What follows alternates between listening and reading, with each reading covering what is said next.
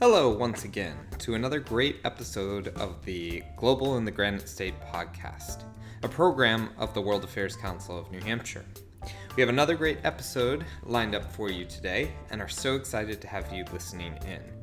My name, as always, is Tim Horgan, and I am the Executive Director of the Council, as well as your host.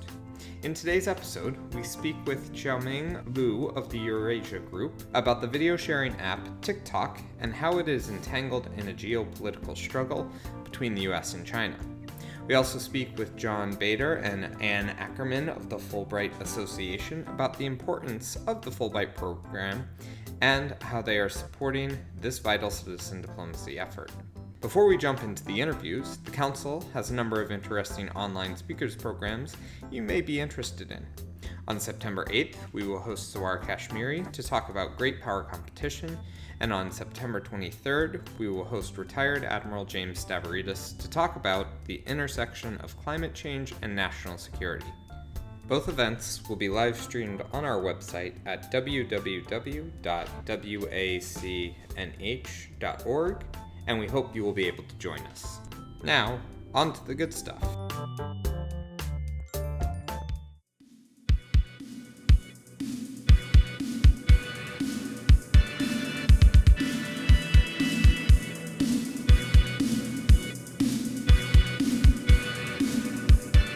Over the past several months, we have heard a lot about the online app TikTok. The US federal government has been concerned about this video sharing app's connections to China, owned by a Chinese firm, ByteDance, and is working to force ByteDance to divest from its US operations. This app is used by millions worldwide, mainly younger people, and the number one question I hear about this is, what in the world is TikTok? I wanted to explore this issue further and reached out to Xiaoming Liu, Senior Analyst in Geotechnology at the Eurasia Group. We started off the conversation by talking about what TikTok is. It's a fun app. I think a lot of people say it's a social media app, but I see it more like an entertainment app. A lot of teenagers like to socialize on this platform, but if you just look at the video on it, the type of content, it's produced by like everyday real people and low production cost, and it only lasts for like a very short period of time. You almost got like addicted to it once you started watching. I think that's the fun of it. If you haven't seen it, maybe just Google it and try to find a YouTube video that come from TikTok. You'll get a flavor of it.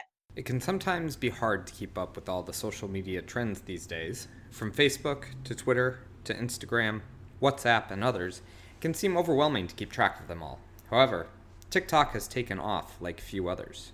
The app has been so successful. I think it reached like 1 billion users within a few years, like 4 or 5 years, compared to other popular apps. I think Instagram, Facebook, they all took longer, but this one became a viral short video app globally within a few years. That's the amazing innovation that you see on this platform. So how does a global video app come under such scrutiny from the US government for its data collection practices? We'll get to that in a second. First, here's what we know about the company, ByteDance, who is at the center of this controversy. This is a Beijing headquartered company that has been around for, I believe, less than 10 years. If you look at the founder of ByteDance, his success story is actually not that different from, say, Jeff Bezos or Mark Zuckerberg. I think he came from a very small village in southern China, Fujian province, and he came out of nowhere. He wasn't like privileged kid or particularly connected by any sense, but I think he worked for one of the major global tech companies in Beijing and then decided to found his own company. And he really had a global vision. He thinks a lot of his business footprint should be overseas, and that's what he did. The way he structured his company in terms of the short video app part of it, half of it is called Douyin. It's very much Chinese audience focused. Their data is locally stored, and that part of the business fully comply with Chinese laws, whether cybersecurity law, national security law, content regulation, all that. And the other half of their business, it's called TikTok, and the data is stored in the US with a backup copy in Singapore. Their business model is quite similar, but he purposefully separated the two operations so he can be complied with rules and regulations in both jurisdictions. And overseas, TikTok also has very expensive footprint in India, I believe UK, and other market. I think in terms of market size, India is probably the biggest.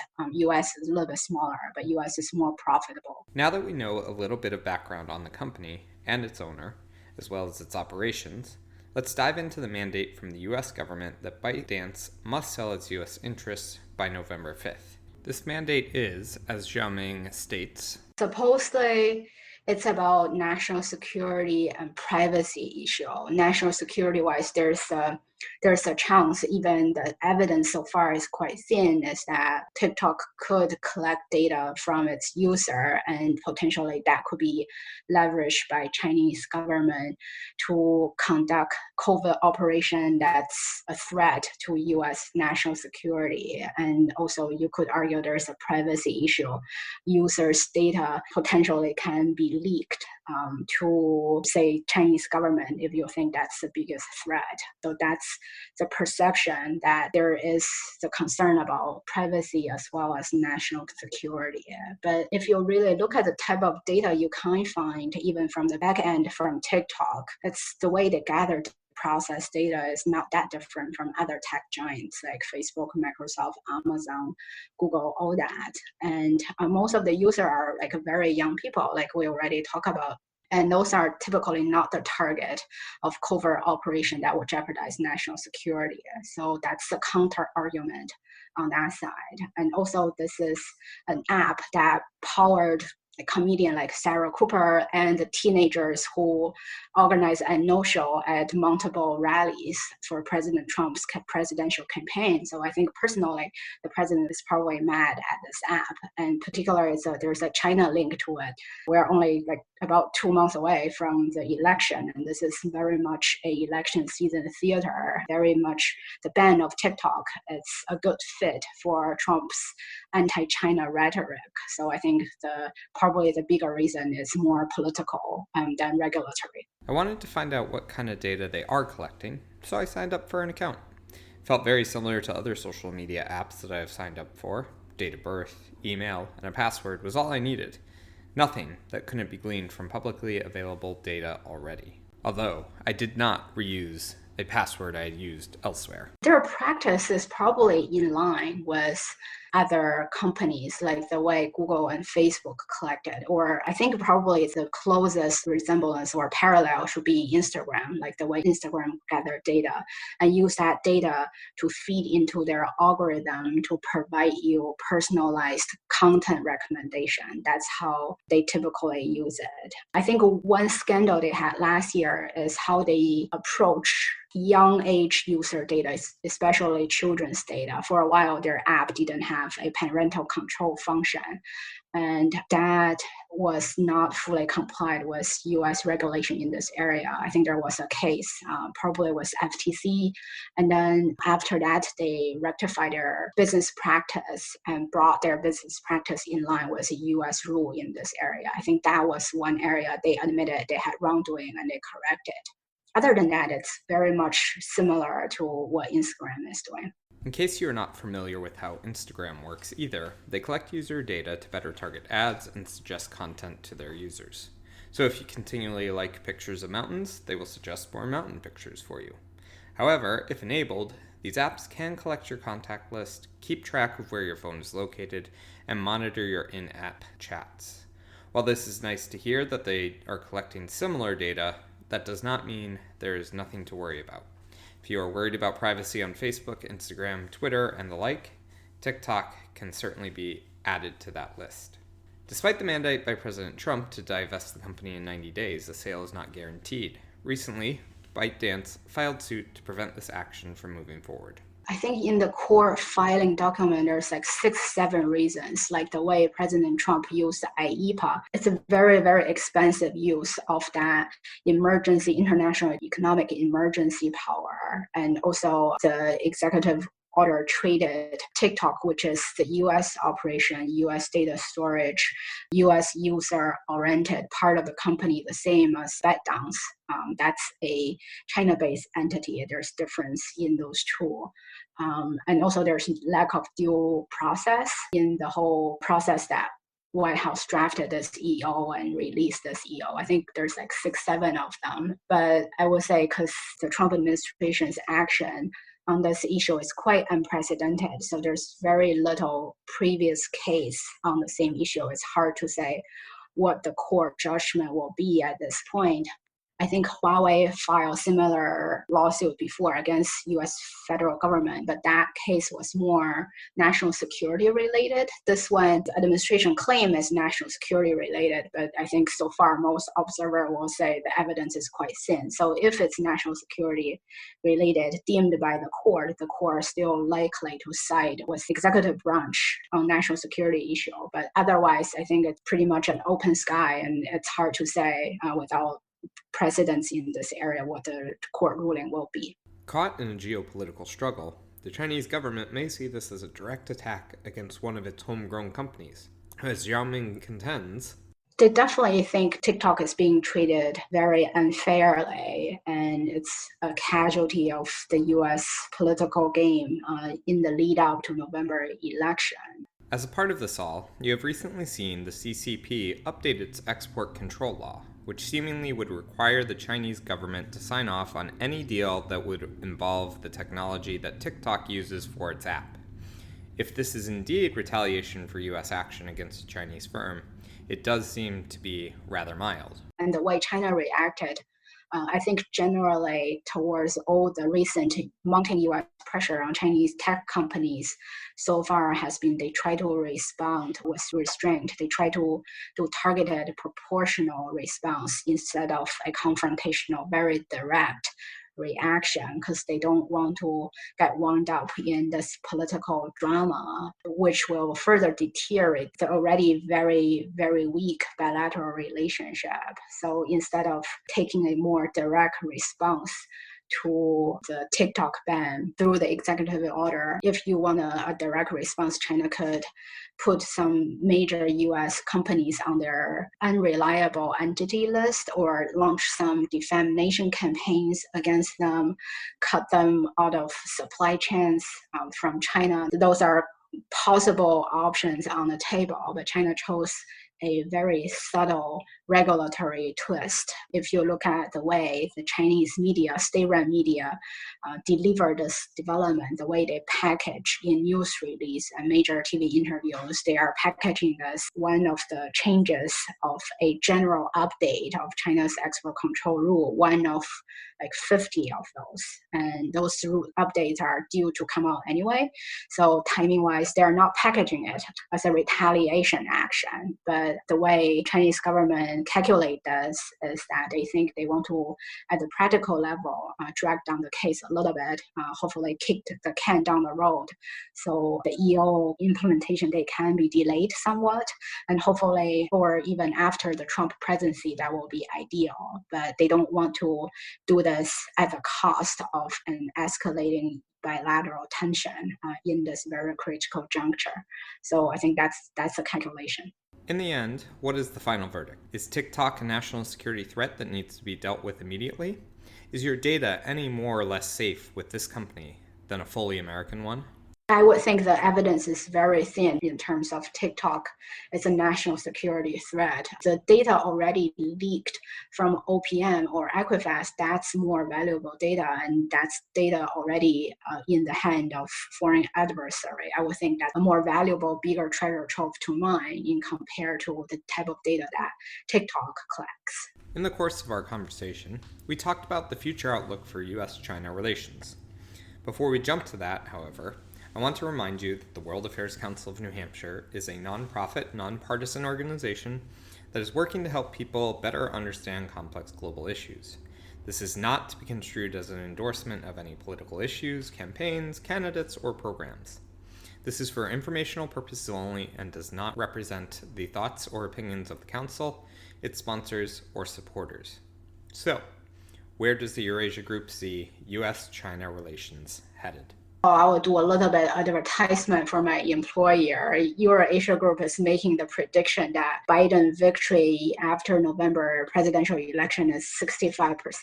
So hopefully that's a little bit silver lining on the horizon, because we think if Biden wins the White House, he will get a chance to take a pause on the bilateral relationship and get more opportunity to reassess this and maybe put things into some kind of more normal state, instead of President Trump used to tweet about like billions of terrorists dropping in the middle of midnight, and Biden is less likely to do things like that. So I think if we get into a Biden victory situation, things will, at least for a few months, stabilize initially, and then maybe he will rethink some of the Trump administration actions and even consider to take a step back.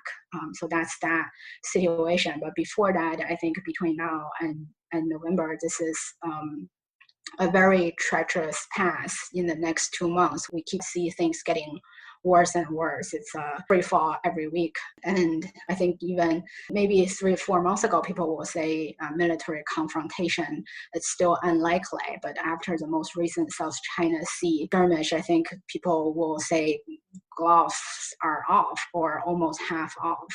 This could get really bad very quickly. So far, Beijing is still trying to exercise restraint and not to retaliate in a way that's provocative. And so far, the Trump administration seems to still care about the trade deal, which is becoming less and less meaningful. It's still alive technically, but we will say it's on life support. So we will see how much guardrail will come off in the next 2 months. I think the drama will continue to unfold. Thank you to Xiaoming Liu, Senior Analyst in Geotechnology at the Eurasia Group, for speaking with me on this topic. I hope you found this information useful and that it gives you a better understanding of the multiple layers of the TikTok saga.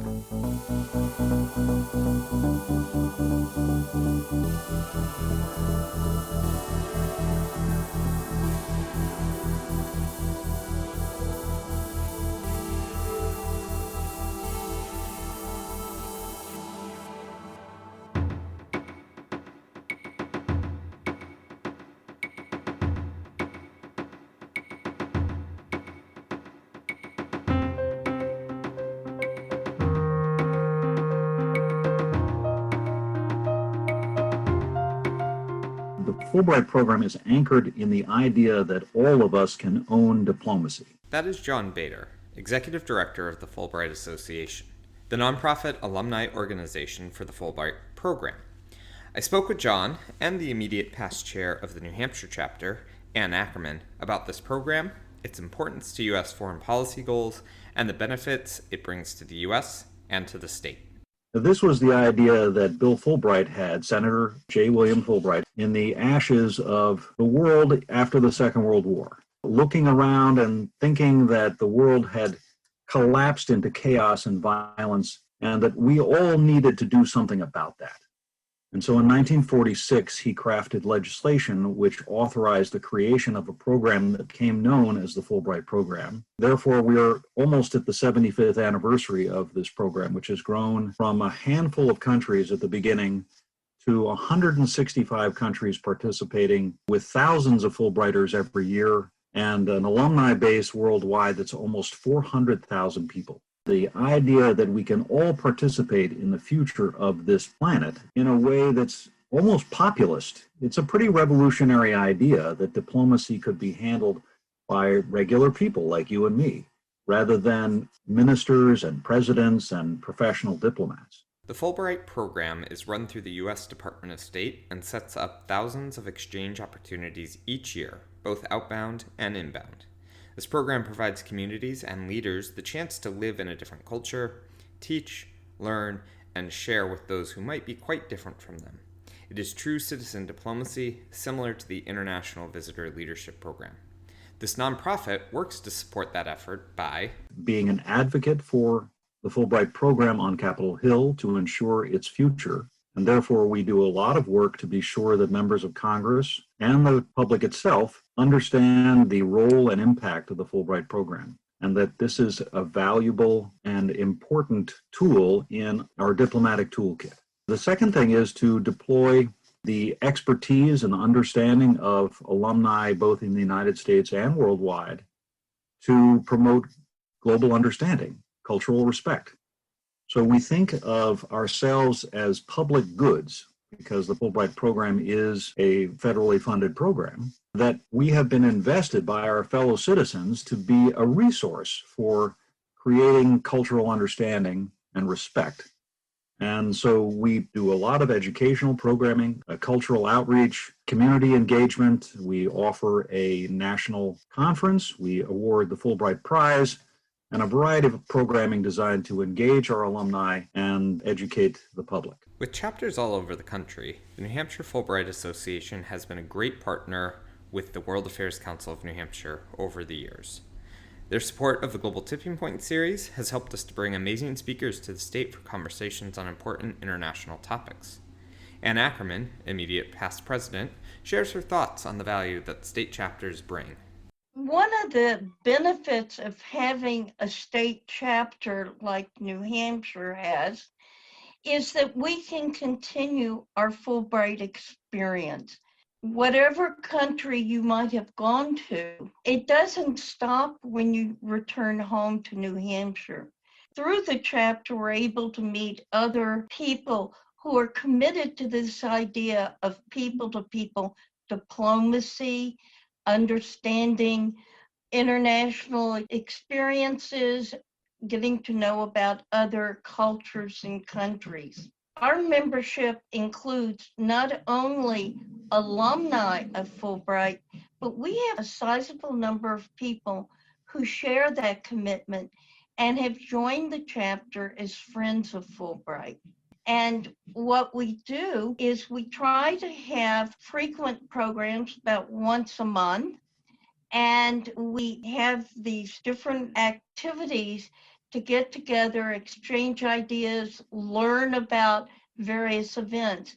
We've partnered with World Affairs multiple times, and it provides this extension of our experience on a Fulbright grant, but it also means that the learning and the sharing continues. We have one member who her experience was in post-World War II France in the early 50s. We have other members who have gone abroad to learn, to share an experience, maybe finish a degree as recently as last year. And it's just tremendous opportunity. And I've met some fascinating people. As an educator, I have found that I've been able to take a lot of this into my classroom. And it's just a very rich opportunity. The Fulbright Association has over 380,000 alumni around the world, in over 155 countries, as well as chapters in every state. What is it that drives so many people to join this program and become a citizen diplomat in their own right? It's a sense of continuing mission. The idea that you have been changed forever by an experience that has taken you to a foreign culture, to a new set of people, a new set of perspectives, and for the rest of your life, you tee off of that experience in the sense that you have gained from it, you've learned from it, it's changed you as a person, and you've become part of a critical mission, which is to spread international understanding as a way to advance peace.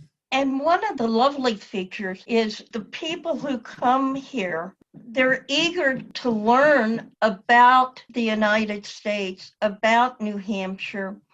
And we try very hard to see that they meet people, get an idea of different perspectives, see our state.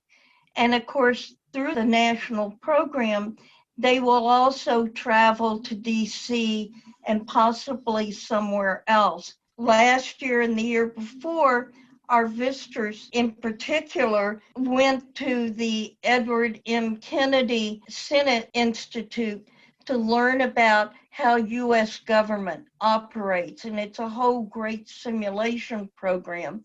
But some of our members each year take advantage of that too. So you not only have a chance to deepen your sense of mission, but you also get an ongoing view of the impact of the program. Not only do these local chapters and the National Association work with adults on these programs, they are also looking to engage a younger audience and to give them international experiences too. One of the things that we're so excited about is a relatively new program offered by the Fulbright Association called Fulbright in the Classroom. And this is an effort that echoes the efforts of organizations like World Affairs Council and others to bring the international to communities that normally don't get that exposure. And so our alumni are signing up in large numbers, albeit deferred by the COVID crisis, to spend time in classrooms, for example, around the state of New Hampshire, especially in more rural areas, to bring that Fulbright experience to children across the state, to share the Fulbright experience, to tell them more about the country that they visited, or in the case of a visiting Fulbrighter, the country that they're from. And that makes the international much more personal, much more intimate, much more understandable and accessible. It demystifies who people are, makes them very real. And that kind of community outreach is so exciting to us, and we're going to be continuing to grow that over the next couple of years. Of course, this year has effectively thrown a wrench in all of the plans of all organizations and businesses. It is the year that just won't quit. Fulbright has not been immune from the COVID-19 pandemic, both on the state and national levels. In New Hampshire, we had a number of programs that were scheduled for March, April, May, and June, and we had to cancel them, but we do have a couple of programs we're going to do via Zoom coming up, one on maritime, one on international elections. We have some members who have been official observers of international elections, but it is different. And of course, we always look forward to working with World Affairs on programs. On the national level, we have also adapted to this crisis by offering as many programs as we can online.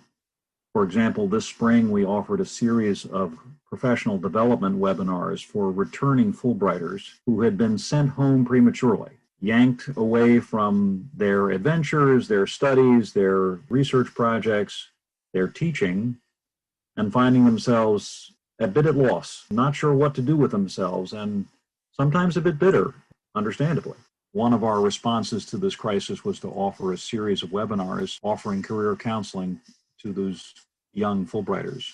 This fall, October 21 to 23, the Fulbright Association will be offering our annual conference, but done virtually.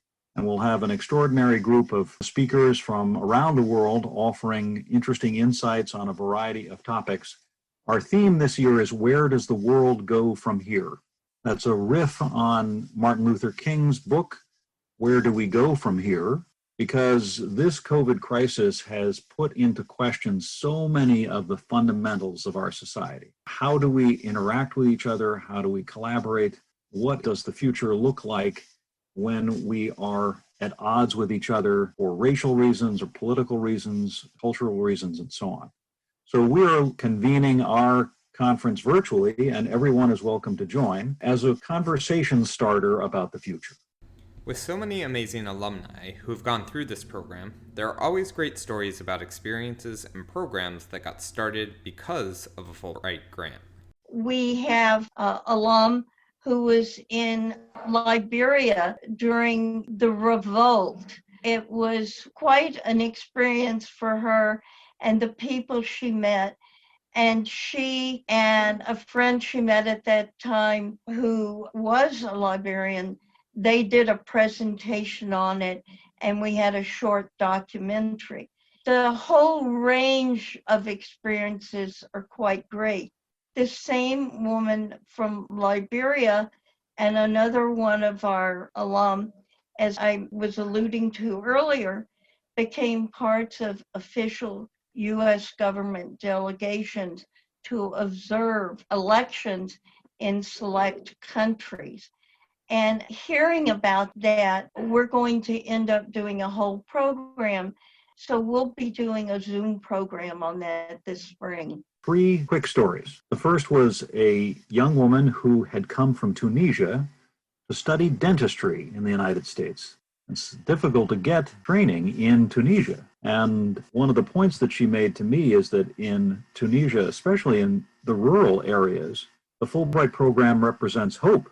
It offers an opportunity for intelligent and educated young people to get training they could not possibly get in their home country.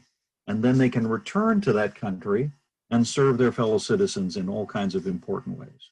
The second story is about an older gentleman who had worked for the Congressional Research Service here in Washington. He went on a specialist program to the EU in Brussels, where he did an exchange with information management people working for the Parliament. What he wanted to teach them was how the US Congress manages its information systems, all of its hearings, its findings, bills, minutes, et cetera, and he was able to teach his European colleagues how we do that. And he went on to do this as a consultant all over the world, helping legislatures manage their information more effectively. And then finally, I tell the story of a young woman who was an English teaching assistantship in rural Turkey. There are areas that Americans go to teach English that may have never seen an American before. And in this part of Turkey, they frankly had never seen anyone come by who had come from the United States. And yet there she was in their community for months and months, teaching their children an incredibly important skill for the global economy.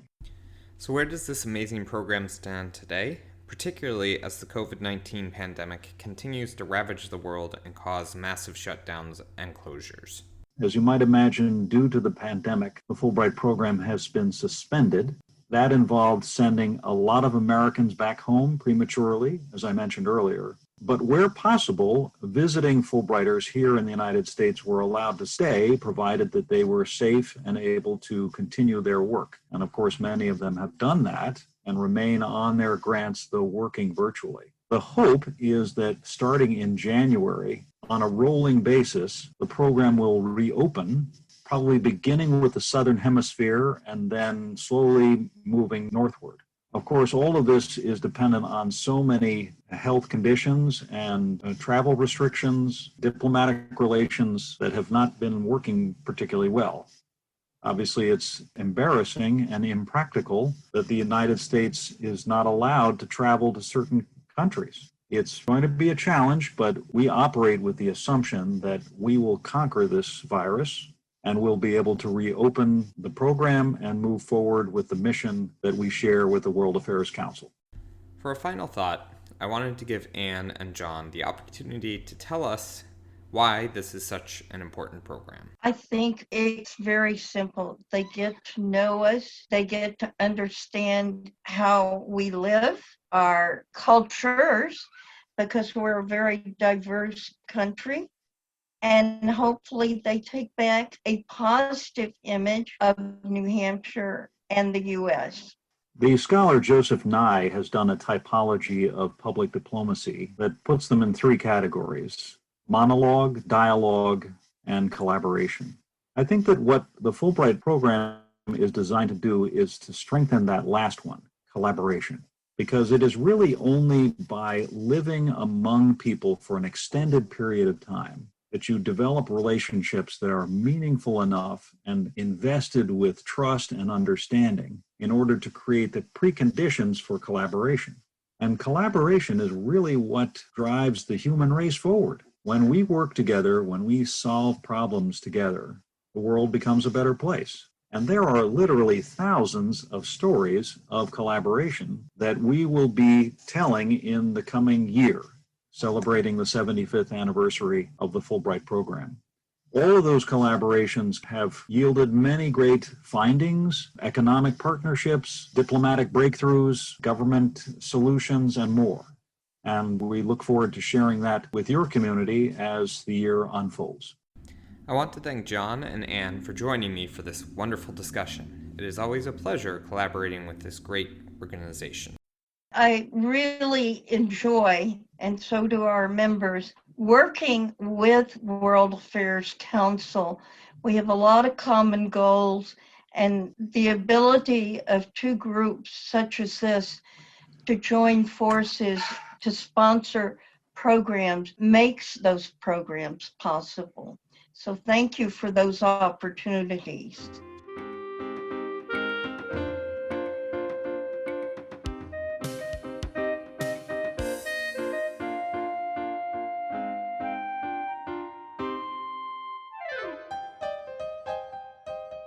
Thank you so much to Xiaoming Liu, John Bader, and Ann Ackerman for speaking with us for this episode of the Global in the Granite State podcast, a program of the World Affairs Council of New Hampshire. Tim Horgan is our host, interviewer, editor, and producer. Our theme song is Admin from Alo Alto. Our interlude music is Total Eclipse by Nathaniel Wyver and Cultural Exchange by Loco Lobo. Thank you so much for listening in, and you'll be hearing from us again soon.